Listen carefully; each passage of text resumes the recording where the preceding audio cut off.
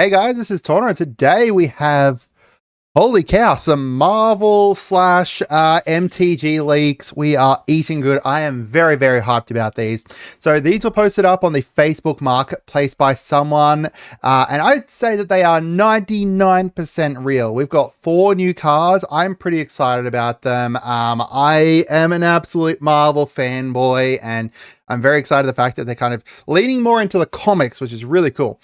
So as I said, about 99% they're real. I think that they're going to be promos for the upcoming New York Comic Con, or at least announced at the New York Comic Con, where they're going to be announcing a lot more about the Marvel slash MTG crossover sets and stuff.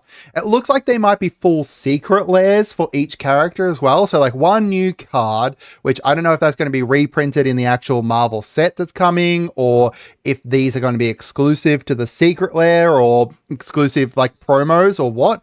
I really hope that they're not exclusives, because yeah, I don't want to have to try and find these and buy them. And I think that there's likely, as I said, like one new card and then some on flavor reprints, just the way that they're packaged. I think it looks like that. Now, whoever's selling these is an absolute idiot. So not only have they obviously like got a hand of them somehow, but he's posted them on the Facebook marketplace using his real name and everything. So he's got like the Wizards and the Disney lawyers going to be chasing him down. Yeah, we'll see how that goes. So make sure you guys subscribe and stuff, because we're going to be covering everything to do with the Marvel and Magic set, because this is like my dream set. I absolutely love Marvel. I absolutely love, Magic. So it's kind of combining two things that I love together. And these are the pictures from them.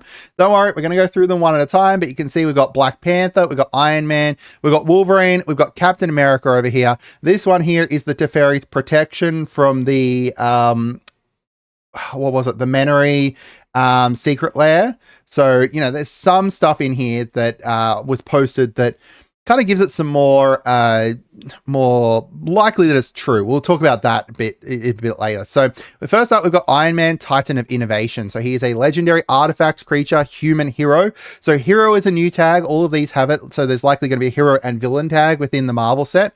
He's got flying, haste, and then genius industrialist. Whenever Iron Man attacks, he's going to create a treasure, and then you can sacrifice a non-creature artifact. If you do, search your library for an artifact card with mana value equal to 1 plus the sacrificed artifact's mana value, put it onto the battlefield tapped, and then shuffle. So this is really cool because, first of all, the first time he comes out, you're going to be able to tutor up your Soul Ring, which is really cool. So he's kind of like a birthing pod, or Oswald Fiddlebender was with the, what was it, Forgotten Realms set. And he, like, basically does the exact same thing, right? Except he's a tap ability rather than just kind of going and attacking. Birthing pod, that kind of thing for it. So as I said, like, you can tutor up your Soul Ring with stuff like Myco-Synth Lattice. You could tutor up anything, because all of your cards are, all permanents or artifact. Oh no, I thought this changed your cards into artifacts. What was that? Biotransference.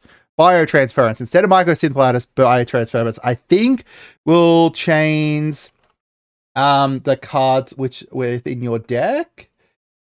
Creatures you control, same is true for creature cards you control and creature cards you own that aren't on the battlefield. Yeah, so biotransference instead of Myco-Synth. And then you've got prize statue as well, so you could put in some stuff in here to do with, like, when artifacts enter the graveyard kind of thing. So you've got a mix between, like, being able to tutor anything up.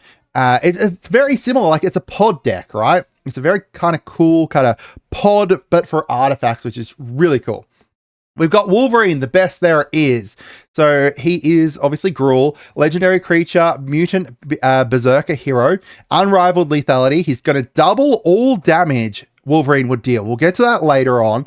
At the beginning of each end step, if Wolverine dealt damage to another creature this turn, put a +1/+1 counter on him, and then he's got 1 and a green to regenerate him. So a couple cool things you can do with this. He works very well with those kind of fight spells, the ones that are, instead of like, you could use just fight spells, or you could use like, target creature you control deals damage equal to its power. That's the thing that makes me, like, I really like that idea, and I think it could go really well as like a fight kind of commander. You've got like City on Fire. So this is what I was talking about then. It's worded differently to City on Fire. City on Fire is, if a source you control would deal damage, it deals down triple. This is worded very differently to that. And we'll talk about that a bit later. So we'll have to see how that kind of works and interacts with that kind of thing, because it could potentially be like, instead of this being a replacement effect, it's just like a permanent effect that just happens straight away rather than needing to be a replacement effect, which means it would interact with like Torboron differently.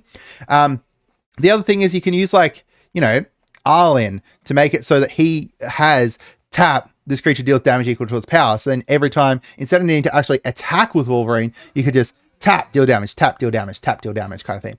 And then you've got like Naeth. So there's already a bunch of kind of like fight-based commanders in Gruul that you could potentially kind of slot him into or build a deck very similar to that. We've got Captain America First Avenger. So he is Jeskai. He's a legendary creature, human soldier hero.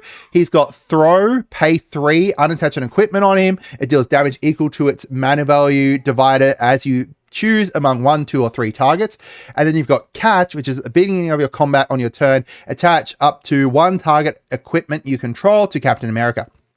So this is I think this is really cool and really flavorful, right? Because the way Cap kind of fights is he can throw his shield, he bounces it off of things, then catches it back, and then goes in for the attack with his shield. So that's kind of like, I love it. I think this is really, really thematic there.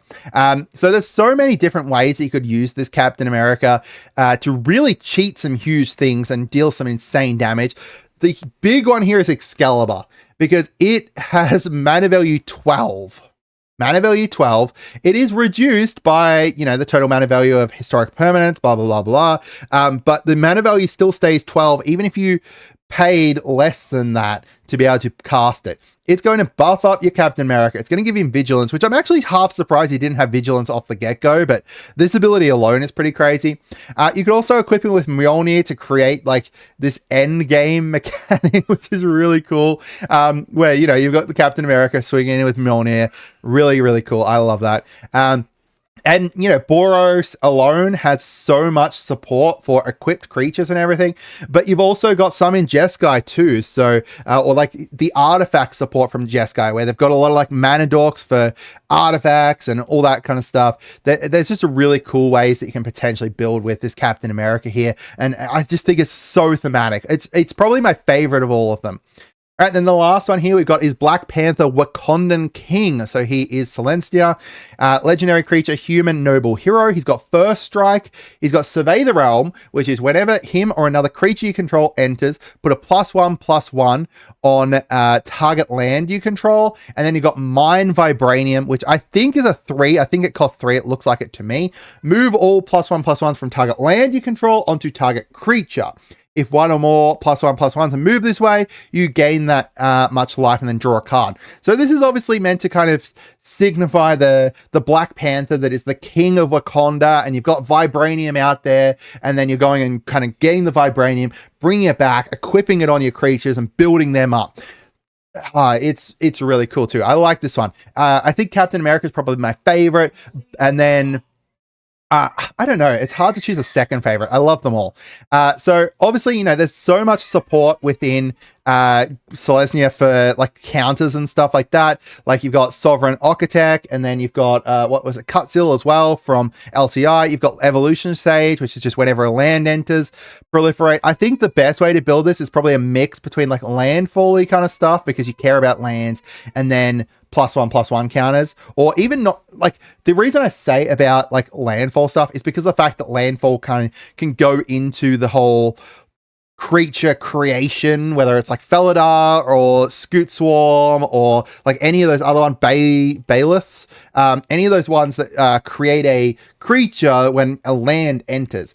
But Doubling Season, this is probably like the perfect deck for Doubling Season, right? Like Doubling Season alone is a really great card, but this is going to, one, double the amount of creatures that come in, boom, double the amount of counters that come in, boom. You're just going to create so much like value from a Doubling Season. This is like, this is a deck designed around Doubling Season. All right, so why could it be real? First of all, they were posted on Facebook Marketplace among a lot of different secret lairs. This guy had like heaps of secret lairs, including the new Chucky one that was only just revealed like, a week ago or something like that. I did a video on it yesterday.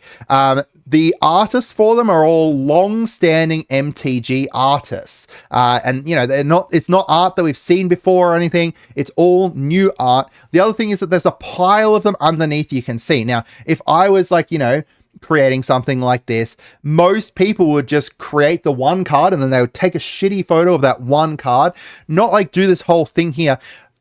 Okay, the other thing, I don't like the guy who's posted these, let alone because, they're leaked and stuff like that, but he's also posted them with a freaking rubber band around them. Dude, you're gonna damage the cards.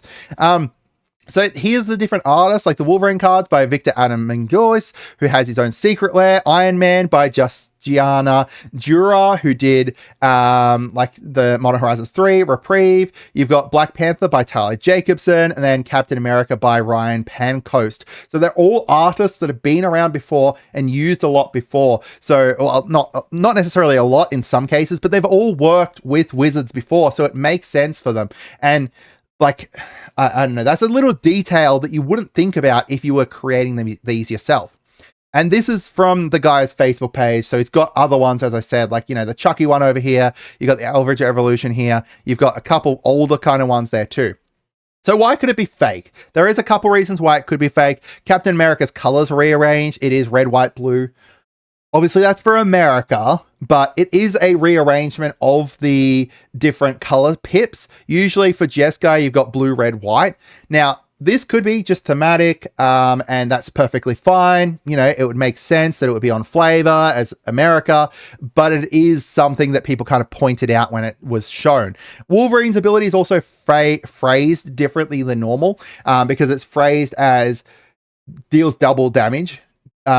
That's new. Usually it is if a source you would control, blah, blah, blah, blah, blah. So that's new phrasing. Now, there could be new phrasing for, everything, or because they are trying to cut down on text, right? They like made it so that instead of it being enters the battlefield, it's just enters now. Or it could just be a new type of damage calculation because it's exclusive to Wolverine. Now, I don't think there are any characters currently, or any cards currently in the game that double their own damage or increase their own damage like a City of Fire would just for itself. So I don't think we've seen something before like this. Maybe I'm wrong. Let me know if I'm wrong there. But either way, it could just be new phrasing or something. Now, these are reasons that people brought up why it might be fake, but aren't likely correct because, they're kind of reasons people were like, oh, but what about this? And there was reasons why it was. So gendered language. First of all, like, they label them as like, he and stuff like that. They do use that still within Universes Beyond products. They use it as well as Planeswalker still. You can see here on this Kaito, it still says him on it. Regeneration phrased as heal. They have been using that for a little bit for regeneration on Wolverine. It says he heals. They have been using that for a bit. Iron Man isn't an artificer. That one, I really wish he was an artificer, but they have been trying to cut down on the amount of card types that creatures are. So yeah. Copyright is copyright 2024. As I said, this is for potentially the New York Comic-Con panel/event that's there, and that's next month within October, which is surprisingly within 2024. Hard to reprint. Some people are like, these are fake because they're going to be so hard to reprint. All of these card types already exist, right? Mutant already exists. Berserker already exists. Hero is the only one that's a little bit meh, but that's because it hasn't really been used much. It's used in the Theros mini game player event thing, and that was really it. The last one here is Black Panther is labeled as Wakandan King. I don't agree with him being labeled as Wakandan King. He's more likely should have been labeled as King of Wakanda. That's what they usually call him. But they have used Wakandan King before in the marketing, including on the official Marvel.com website. They used it in an article where they were talking about Storm and Black Panther's history and stuff. So technically, it is something they don't usually refer to him to, but it is, possible and well within the realm of expectations. So I'd love to hear from you guys as to what you think. I'll bring them back up again. And I'll kind of give a last thought. As I said, I think Captain America is probably my favorite. The second favorite is probably Iron Man, because I just built a pod deck and I love the idea of like an artifact pod deck. Wolverine and Black Panther tied for third though. But I think that like in terms of like, it would be like, you know, S and then A tier for all the rest of them, right? Like, it's not like, you know, one's a flavor fail. I think Black Panther is probably the closest to being less flavorful, but that's also because it's flavored around the Black Panther who's still kind of sitting back and, you know, building up his empire and equipping, you know, his team and stuff. So let me know what you guys think. Have a great day and goodbye.